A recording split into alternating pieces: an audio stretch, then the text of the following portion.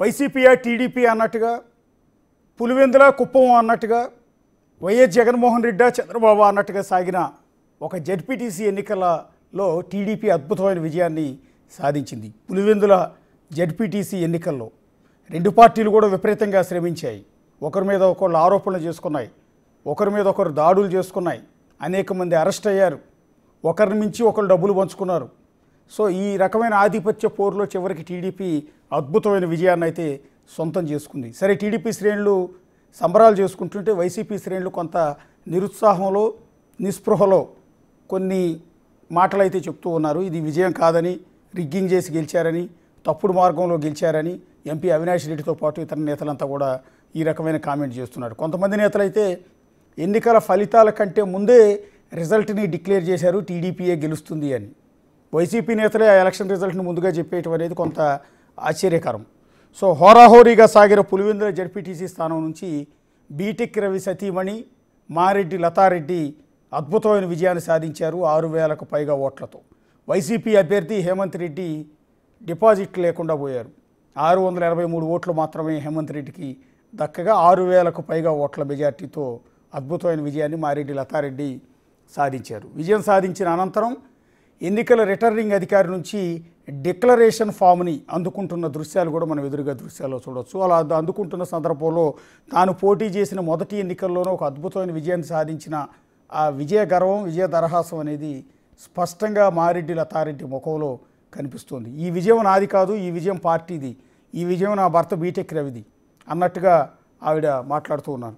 ఎర్రవెల్లి చెరువుకి నీళ్ళు ఇచ్చాం కాబట్టి ఓటర్లు మాకు ఓట్లేసి గెలిపించారని, చరిత్రను తిరగరాశామని ఒక రాయలసీమ బిడ్డ, ఒక రాయలసీమ ఆడపడుచు, కడప జిల్లా ఆడబిడ్డ బీటెక్ రవి సతీమణి మారెడ్డి లతారెడ్డి అన్న మాటల్ని మనం ఇప్పుడు చూసాం. చరిత్ర తిరగరాశామని ఆవిడ చాలా స్పష్టంగా చెప్తూ ఉన్నారు.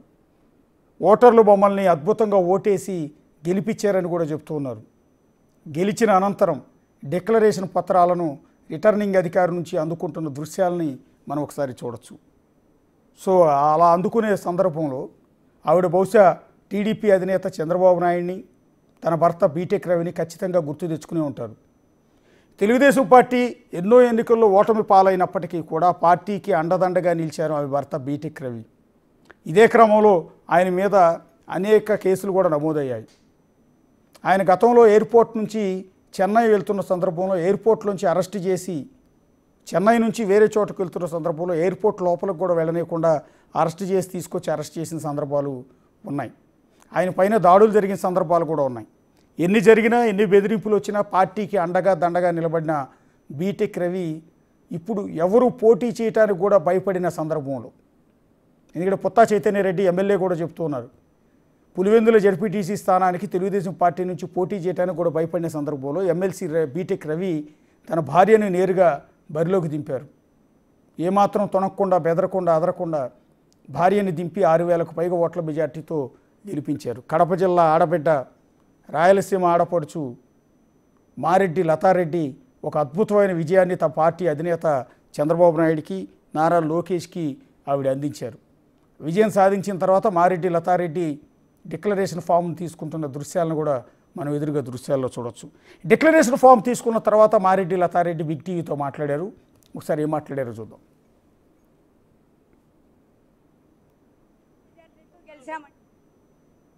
సంక్షేమ పథకాలు, ఎర్రవల్లె చెరువుకు నీళ్లు ఇవ్వడం వల్ల మాకు ప్రజలు మాత్రం స్వచ్ఛందంగా ఓట్లు వేసి భారీ మెజార్టీతో గెలిపించారండి. భారీ మెజార్టీతో గెలిచామండి మేము. మా సంక్షేమ పథకాలు, ఎర్రవల్లె చెరువుకు నీళ్లు ఇవ్వడం వల్ల మాకు ప్రజలు మాత్రం స్వచ్ఛందంగా ఓట్లు వేసి భారీ మెజార్టీతో గెలిపించారండి. నిజంగా మీరు సాధించిన విజయం చాలా గొప్ప విజయం. అవునండి, తిరగరాశాము చరిత్రను. మేము సంక్షేమ పథకాలు ప్లస్ మేము ఇచ్చిన అది ఎర్రవల్లె చెరువుకు నీళ్ళు ఇచ్చాం కదండి. మీరు మీ ఎన్నికల దగ్గర నుంచి చూస్తున్నా, మీరు అడుగడుగున ప్రతి ఒక్కరిని టచ్ చేస్తున్నారు, మీరు వెళ్తున్నారు ముందుకి. అంటే మీ ఇంత అంటే అక్కడ పోటీ చేయడానికి కూడా భయపడే పరిస్థితుల్లో మీరు పోటీ చేశారు. ఎలా ఈ విజయాన్ని ఎలా చూస్తారు? అసలు ఈ విజయాన్ని నేను అసలు ఈ జనాల తీర్పు, అదే మా ప్రజలు ఓటర్ల తీర్పు చాలా బాగా ఇచ్చారండి. బాగా మెజార్టీతో గెలిచానండి. అంటే ఇప్పటికి బ్రేక్ అయినట్టేనా ఇది ఇక్కడ ఈ పులివెందుల్లోన ఆధిపత్యానికి బ్రేక్ అయినట్టేనా? ముందు వాటి గురించి మీరు చెప్పండి. ఇప్పుడు ఎస్ మారెడ్డి లతారెడ్డి చెప్తున్న మాటలు అద్భుతమైన విజయాన్ని సాధించాము, ఓటర్లు అద్భుతమైన తీర్పునిచ్చారు, పులివెందుల్లో వైఎస్ ఫ్యామిలీ ఆధిపత్యానికి తెరదించాము అన్న మాట కూడా ఆవిడ అంటూ ఉన్నారు. రెండోది వచ్చి చరిత్రను తిరగరాశాము, మేము అందిస్తున్న సంక్షేమ పథకాలు, ఎర్రవెల్లి చెరువుకు నీళ్ళు ఇచ్చాము, దాన్ని బట్టే గెలిచామని ఆవిడ అంటూ ఉన్నారు. ఆవిడ మాట్లాడిన సందర్భాల్లో 2 సార్లు కూడా ఎర్రవెల్లి చెరువుకు నీళ్ళు ఇచ్చాం అన్న పదాన్ని పదే పదే వినియోగిస్తున్నారు. బహుశా పులివెందుల జెడ్పీటీసీ స్థానానికి ఎర్రవెల్లి చెరువుకి నీళ్ళు ఇవ్వటానికి ఏమైనా సంబంధం ఉందా అనేది కూడా చూడాల్సి ఉంటుంది. ఎందుకంటే ఎర్రవెల్లి చెరువుకి ఇంతవరకు నీళ్లు రాలేదా, నీళ్లు లేకపోవటం వల్ల వైఎస్ఆర్ కాంగ్రెస్ పార్టీ ఓటమి పాలైందా, తెలుగుదేశం పార్టీ గెలవటానికి ఎర్రవెల్లి చెరువుకి నీళ్లు రావటానికి సంబంధం ఉందా అనేది చూడాల్సి ఉంటుంది. కడప జిల్లాలో అభివృద్ధి కార్యక్రమాలు మేము అనేకం చేస్తున్నామని టీడీపీ చెప్తుంది. కాదు, వైఎస్ రాజశేఖర రెడ్డి సీఎంగా ఉన్నప్పుడు, ఎమ్మెల్యేగా ఉన్నప్పటి నుంచి పులివెందుల డెవలప్మెంట్ జరుగుతోంది అనేది వైసీపీ చెప్తున్నమాట.